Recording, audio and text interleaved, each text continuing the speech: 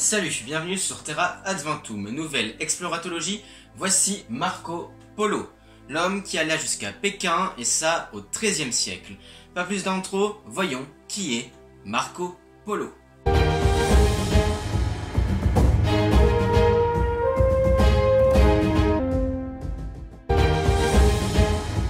Marco Polo est né en 1254 à Venise. La République de Venise est alors en plein essor, c'est une véritable puissance maritime et économique. Elle est dirigée par un doge, le doge lors de la naissance de Marco et Raniero Zen. Bon, en vrai, on s'en fout. Marco Polo est issu d'une famille de marchands. D'ailleurs, durant sa jeunesse, il ne voit pas beaucoup son père à cause de son métier. En effet, Niccolo et Matteo Polo, respectivement le père et l'oncle de Marco, commercent un peu partout et ont fondé plusieurs comptoirs marchands. Un comptoir, c'est un territoire appartenant à un pays situé dans un autre pays. Le but de commercer entre les deux pays ou territoires. Avant de continuer, je voulais un peu évoquer la route de la soie. Il s'agit de route commerciale qui reliait la ville de Xi'an en Chine à Antioche en actuelle Turquie. Elle voit le jour vers -100 avant Jésus-Christ et connaît plusieurs âges prospères. Ce sont des routes terrestres ou maritimes qui permettent d'échanger des marchandises provenant des quatre coins de l'Asie et auxquelles l'Europe peut être éventuellement rattachée. Au début du XIIIe siècle, Gengis Khan fonde l'empire mongol. Le plus vaste empire de tous les temps qui, fait à retenir, englobe la totalité de la route de la soie. Ce qui enlève les dangers des frontières. Prendre cette route serait donc sans danger. On disait même à l'époque qu'une jeune fille portant une pépite d'or sur la tête pouvait circuler en toute sécurité. C'est à cette période justement que commencent des petites expéditions, principalement religieuses, en Asie. Citons Guillaume de Rubruck qui s'est rendu quand même jusqu'à Karakorum, la capitale de l'empire mongol. Fin de parenthèse, retour chez les Marco. Matteo et Niccolo, les deux marchands, s'enfoncent de plus en plus vers l'est pendant leur voyage marchand.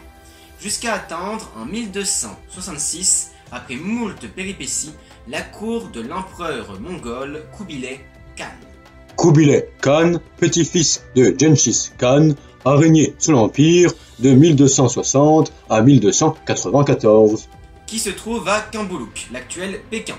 Et oui, Kubilai a bougé la capitale qui n'est donc plus à Karakorum, mais à Kambuluk. Kubilai est très enchanté de pouvoir discuter pour la première fois avec des occidentaux. Et voulant s'approprier les connaissances occidentales, il demande aux deux frères marchands de lui ramener des objets de chez eux, en échange bien sûr d'objets mongols, et surtout du monopole du commerce entre mongols et occidentaux. Il demande toutefois deux trucs précis. De l'huile de la lampe du Saint-Sépulcre, église où se trouverait le tombeau de Jésus-Christ, car notre cher Kubilai est intrigué par la religion catholique. Il demande aussi une centaine de savants et religieux pour lui enseigner à lui et à son peuple les savoirs et la religion de l'Europe. Niccolo et Matteo sont de retour à Venise en 1269. Ils cherchent bien sûr à retourner à la cour de Kubilai pour lui donner ce qu'il a demandé. Malheureusement, le pape étant décédé, il faut attendre une nouvelle élection pour demander les savants. En 1271, l'interrègne papal continue, toujours pas de pape. Las d'attendre, les deux frères se mettent finalement en route, mais cette fois, pas tout seul, mais avec un jeune homme de 17 ans, Marco Polo, le fils de Niccolo Polo. Première étape du voyage, Jérusalem, pour prendre un peu d'huile de la lampe du Saint-Sépulcre. Comme promis, là, ils apprennent enfin qu'un nouveau pape a été élu, Grégoire X, pape de 1271 à 1276. Nos trois hommes rebroussent chemin, donc direction le Vatican. Mais c'était peut-être pas nécessaire, vous allez voir. En effet, parce que le pape ne leur donne pas 100 savants, ni 50, ni 20, ni 10, mais 2. Et même juste 2 prêtres dominicains, c'est tout. Et c'est pas fini, puisque les deux Gugus rebroussent chemin en cours de route, effrayés par les territoires hostiles. Les trois polos continuent alors leur route sans eux. Et après avoir traversé l'actuelle Turquie et Iran, atteint le golfe Persique, franchi les plaines et les montagnes de l'Afghanistan et du Tadjikistan, traversé le désert de Gobi, un voyage de 3 ans, ils arrivent enfin à Kambuluk. Putain, si vous avez pas suivi. Autant les deux frères Polo ne pensent qu'au commerce, le jeune Marco Polo est lui très curieux. observant toutes les curiosités visibles sur le trajet.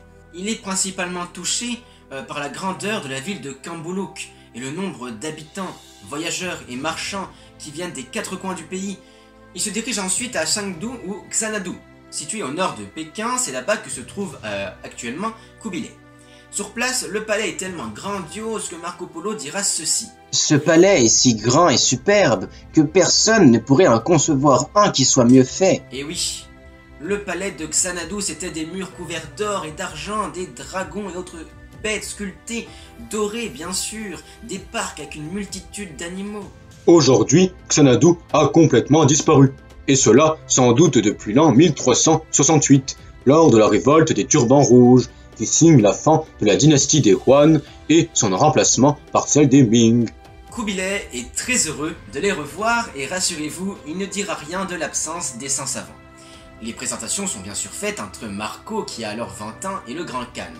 Ce dernier les accepte tous les 3 dans sa cour, et tandis que Niccolo et Matteo continuent leur activité marchande, Kubilai, qui voit dans le jeune Marco un homme plein de curiosité et de savoir, lui confie plusieurs missions comme ambassadeur ou espion. Tout d'abord dans le Xunan, c'est en Chine du Sud et en Birmanie, Marco accomplissait bien sûr ses missions, mais surtout il essayait d'en apprendre le plus possible sur les peuples rencontrés. Il faut noter que Marco Polo est sans doute le premier Européen à mettre les pieds dans ces lieux reculés d'Asie. Voici quelques-unes de ses missions et lieux qu'il a visités, et désolé pour la prononciation. Donc d'abord les vallées du Xunan en Chine et en Birmanie, comme déjà dit. Il a aussi été messager à Gansu, l'actuel Sankei en Chine, remplace le gouverneur à Yangsu, toujours en Chine, et contrôle les finances aussi au port de Hangzhou. Oui, ça fait beaucoup de Xu. Mais Marco n'est pas que resté dans l'actuelle Chine. Je rappelle que l'empire mongol était très vaste. Marco a donc quitté dans les actuelles Indes, Vietnam ou encore Tibet. Bref, Marco Polo a visité une grande partie de l'Asie, observant les coutumes des peuples et les paysages à couper de souffle. Marco Polo décrit aussi pour la première fois une île au large de l'Empire nommée Cipango. Attention, il n'a jamais été sur l'île et sa description ne provient que de ce que d'autres lui ont dit. Cipango est sans doute le Japon, un territoire inconnu jusqu'alors en Europe. En 1291, Kubilai, qui voit sa santé s'affaiblir, laisse repartir les 3 occidentaux après 17 ans passés à sa cour.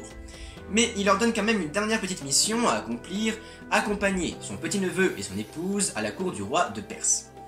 Le retour se fait par voie maritime de Hangzhou à Ormuz, ce qui permet à Marco de décrire les côtes chinoises d'Asie du Sud-Est et de l'Indonésie, des données géographiques qui serviront aux futurs navigateurs pour se rendre vers les îles aux épices. À partir d'Ormuz, le voyage continue sur terre ferme.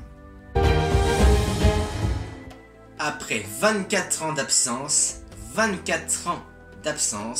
les 3 hommes sont de retour à Venise en 1294. Marco Polo a parcouru au total 24 000 km en record. Sur place, c'est compliqué de les reconnaître. Niccolo et Matteo ont dans la soixantaine et Marco, parti à 17 ans, en a maintenant 40. Et puis, outre l'âge, le changement s'est aussi fait dans les vêtements et même les traits du visage. On dit que Marco s'est tartarisé. Les Vénitiens sont sous le choc, car tout le monde les croyait morts. Leur héritage a déjà été partagé en fait. Ah ouais, bah c'est ballot. Alors, pour convaincre tout le monde, les 3 hommes sont obligés d'étaler toutes les richesses ramenées. Joyaux, perles, diamants, vêtements. Bon, mais tout n'est pas tout rose à Venise. La cité est en guerre contre Gênes.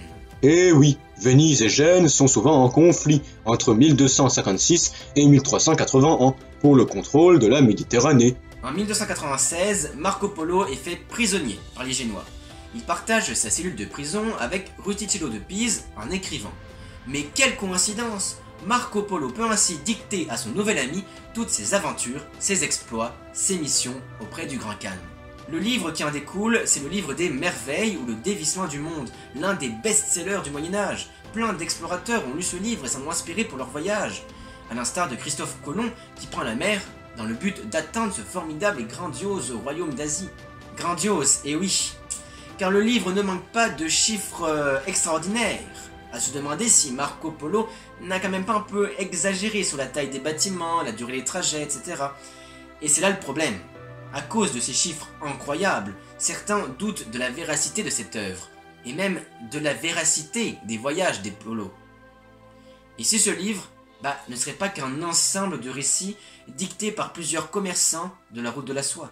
Autre chose bizarre, dans le livre, Marco Polo ne parle pas de certaines choses essentielles, comme par exemple la Grande Muraille de Chine, alors qu'il a sans doute vu s'il est vraiment allé là-bas. Aujourd'hui, les historiens reconnaissent le voyage et décrivent le livre comme une description inégalée, réelle, mais en même temps très exagérée de l'Empire mongol sous Kubilai.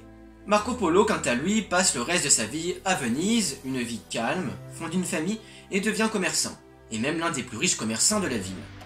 Sur son lit de mort, en 1324, les détraqueurs de son livre tentent de lui faire dire des aveux sur ce soi-disant tissu de mensonge. Polo dira tout simplement « Je ne vous ai pas dit la moitié de ce que j'ai vu. » Ce qui laisse planer un certain mystère, encore présent aujourd'hui. Merci pour le visionnage de cette vidéo, n'oubliez pas de vous abonner et de nous suivre sur les autres réseaux, TikTok, Instagram, Discord, on apprend plein de choses. Bref, à la prochaine sur Terra Devant Tout.